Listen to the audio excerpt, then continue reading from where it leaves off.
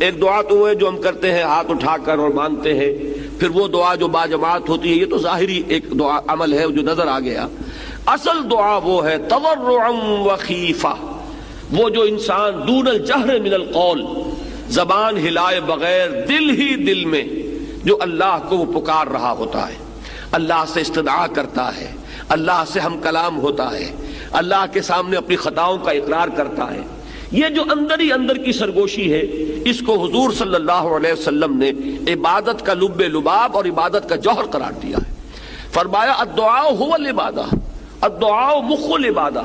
دعا ہی تو عبادت کا جوہر ہے۔ یہ دعا ہی تو اصل میں مخ کہتے ہیں عربی زبان میں ہڈی کا جو گودا ہوتا ہے اس کو، کہ اصل میں جو گودا ہے اس کا جو جوہر ہے وہ در حقیقت دعا ہے کہ کبھی بھی انسان اللہ کے سوا کسی اور کو نہ پکارے۔ اور نمبر دو یہ کہ اس کا یہ پکارنا جو ہے، دعا کرنا جو ہے اپنے پروردگار سے، یہ بھی مخلصین لہ الدین، اس کے لیے اپنی اطاعت کو خالص کرتے ہوئے، اس لیے کہ اگر آپ اطاعت میں شرک کر رہے ہیں تو اللہ سے دعا کرنے کا منہ ہی نہیں ہے۔ کس منہ سے اللہ کو پکار رہے ہیں جبکہ آپ نے اللہ تعالیٰ کے ساتھ وہ توحید فی العبادت کا تقاضا پورا نہیں کیا؟ آپ اللہ کے ساتھ اور ہستیوں کی بھی پوجا کر رہے ہیں، آپ نے اللہ کے ساتھ کچھ اور ہستیوں کو بھی مطاع بنایا ہوا ہے،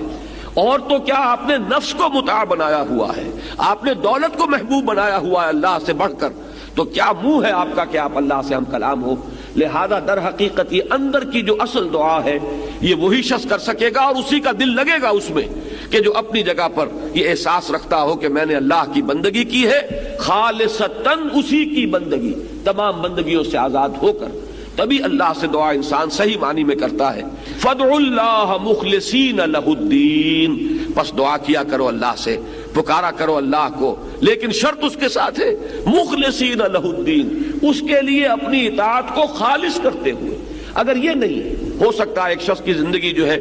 وہ غفلت میں گزری ہے، جہالت میں گزری ہے، نادانی میں گزری ہے، اب وہ اللہ کو پکارنا چاہتا ہے تو پہلے عہد کرے کہ اللہ جو بھی خطائیں تھی وہ آپ فرما دے،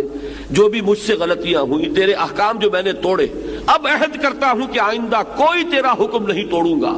تو اب اللہ کو پکاریے، اللہ سے دعا کیجئے۔ اسی چیز کا نام ہے استغفار اور توبہ۔ استغفر اللہ ربی من کل ذنب واتوب الیہ،